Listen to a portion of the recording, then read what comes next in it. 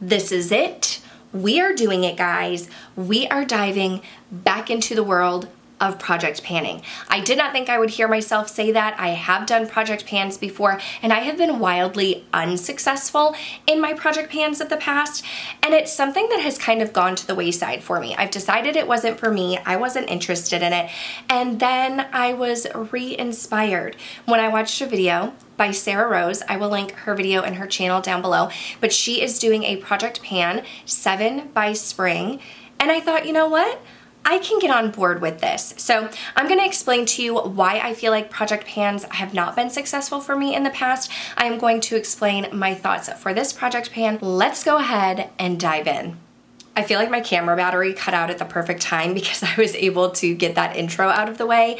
But okay, so I, like everybody else, I did the project pans back in, I don't know, 2017, 2018, 2019, and that's when we were doing like 18 in 2018, 19 in 2019, 20 in 2020. And the idea was that a lot of us were doing these rolling project pans. So we would pick 18 products that we wanted to use up in 2018, and we would track our progress throughout the year, and we would roll products out as we finish them and roll new products in. And the point was ultimately to like use your makeup up, right? And I love that idea of a project pan. I love the idea, the thought of like using my products up and getting my money's worth. So I tried it out, but I found that I was unsuccessful in these projects because at the same time, while everybody was project panning, we were also shopping my stash. So I would have like a project pan bin of these 18 products in 2018 that I said I was gonna finish up. And then I would have a shop my stash of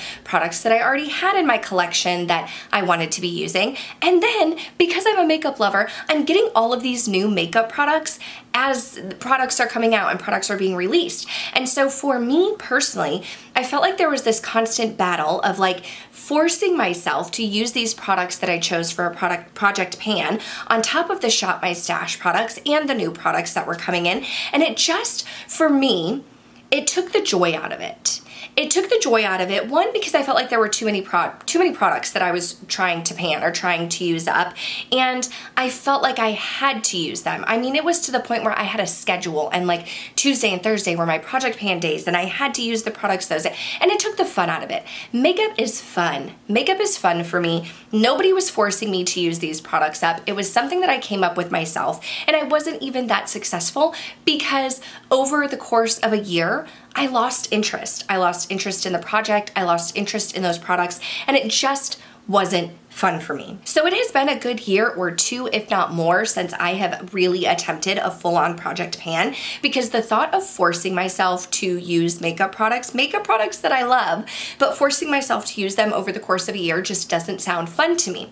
So I stumbled across Sarah's video, and her idea is 7 by spring, choosing 7 products. It's not a rolling project pan. If you use something up, fantastic, but picking out 7 products that you want to either hit pan on or use up.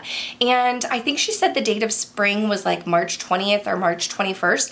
And like that's the cutoff. You have from now until March to use up these 7 products. And so for me, this felt more manageable. For one, it's a smaller amount of products. It's not 18, it's not 19, it's not 20. It's just 7 simple products that I can use in my makeup routine every day. I'm not putting pressure on myself to use these products up and have this huge empties video. But then the project, it's January. The project is only gonna go like 2.5 months at this point because we're already into January. And I thought, you know what, that's doable. It's a short amount of time. It's a short list of products. I feel like it feels attainable to me. Then I can have the satisfaction of like using some products up or making a dent in some makeup products that I have and that I love, but also still enjoy my collection, and it just feels like there's no pressure. You know what I mean? There's no pressure. So let's go ahead. I'm gonna show you the 7 products that I have picked out, and I'm gonna let you know why they're in this project pan. Okay, so first up is the Glow Recipe Watermelon Glow Niacinamide Dewdrops. This is the niacinamide serum. I love this stuff. I use it as a primer, and this is like my second or third bottle at this point, and it's less than halfway, y'all. Maybe about halfway if you think of the shape of the bottle, but I have used quite a bit of this. If you hold this up to, I held it up to the window, up to the sunlight, and I was able to see how much product was left in there, but there's really not a lot to go. I'm not someone who has a ton of primers in my collection, but I do have a couple others that I would like to use. I have the one from One Size that I've really been loving, but my skin loves niacinamide. It loves this serum as a primer. I will go in with my full skincare. I will go in with my sunscreen and then put this serum on top of it. Sometimes I'll put the serum under the sunscreen, but it's very, very hydrating. It gives my skin, my dry skin, a nice healthy glow, and I just really enjoy the texture of it. Does it give me longevity on my makeup? No, but I'm going for hydration anyway. So this is a product that I know I love. I already have backups in my collection. It's not one that I'm trying to get rid of because I don't enjoy it, but I do genuinely feel like there's not a lot here. So if I concentrate on this the next couple of months, this is a product that realistically I might be able to use up, and then I can focus more on the One Size. So this is product number one. Product number two is a foundation. A foundation, friends, that is almost gone. So I knew this would be a give me. This is the Giorgio Armani Luminous Silk Foundation. I have the shade 4. This is the smaller size. It's like a $60 something bottle of foundation, but the smaller size is like 40 something. And this is almost gone. Like literally almost used up in its entirety, and I am scraping at the bits here. When I was putting my foundation on today, at this point the pump doesn't even pick up any more product. I have to scrape it, and like the little scraper thing fell off and it got product everywhere. I don't have much left, and I really feel like if I concentrate on this foundation for the next 2 months, I can put this into my empties. I can use it up completely. This is 100% a foundation that I would repurchase. This is like a holy grail for me. I love it so much, but if I use this up, it gives me the satisfaction of finishing a foundation, which I have not done in a really long time.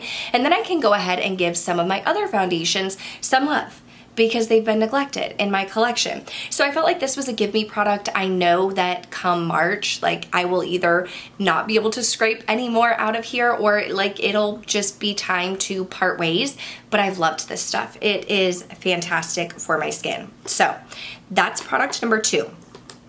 Those two I want to use up completely. One that I'm not necessarily trying to use up completely, but I would like to hit pan on, is the Sigma Color Correcting Duo in the shade Light to Medium. Now I do already have a pan on one side. I dip into both sides when I am concealing my under eyes before I put foundation on, and I really would like to hit pan on the other side. I'd like this pan to grow. I'd like to hit pan on the other side. I've already used one of these up completely, so I know it's a product that I love.